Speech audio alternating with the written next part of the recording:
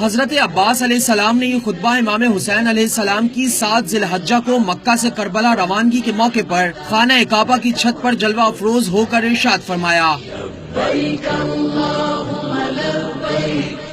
حمد ہے اللہ کے لیے جس نے اس کعبے کو میرے مولا امام حسین کے والد گرامی امام علی کے قدم سے شرف بخشا، جو کہ کل تک پتھروں سے بنا ہوا ایک کمرہ تھا، ان کے ظہور سے قبلہ ہو گیا۔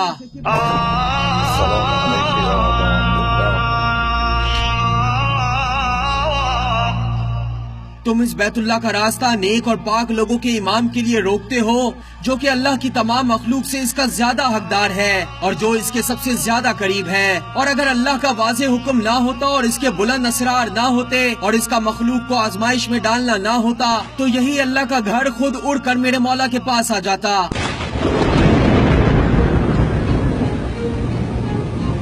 لیکن میرے کریم مولا نے خود اس کے پاس آ کر اس کو عظمت بخشی۔ بے شک لوگ حجر اسود کو چومتے ہیں اور حجر اسود میرے مولا کے ہاتھوں کو چومتا ہے۔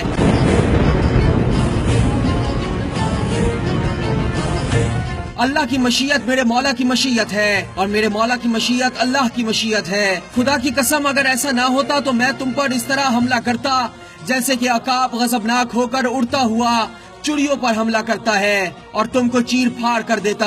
کیا تم ایسے لوگوں سے خیانت کرتے ہو جو بچپن سے ہی موت سے کھیلتے ہو؟ اور کیا عالم ہوگا ان کی بہادری کا جبکہ وہ عالم شباب میں ہوں گے۔ میں قربان کر دوں اپنا سب کچھ اپنے مولا پر جو کہ اس پوری کائنات پر بسنے والے انسانوں اور حیوانوں کا سردار ہے۔ اے لوگوں، تمہاری عقلوں کو کیا ہو گیا ہے؟ کیا تم غور و فکر نہیں کرتے؟ کیا موازنہ ہے خاندان یزید کا خاندان رسالت سے؟ ایک طرف شراب پینے والے ہیں اور دوسری طرف حوض کوثر کے مالک ہیں۔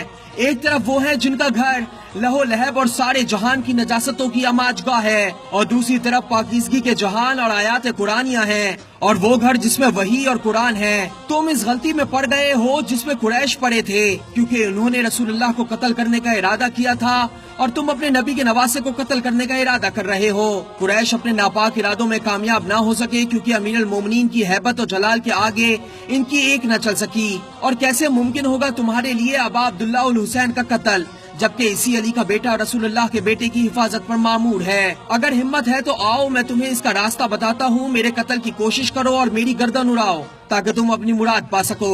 اللہ تمہارے مقصد کو کبھی پورا نہ کر سکے گا، تمہارے آباء و اولاد کو تباہ کرے اور لعنت کرے تم پر اور تمہارے آباء و اجداد پر۔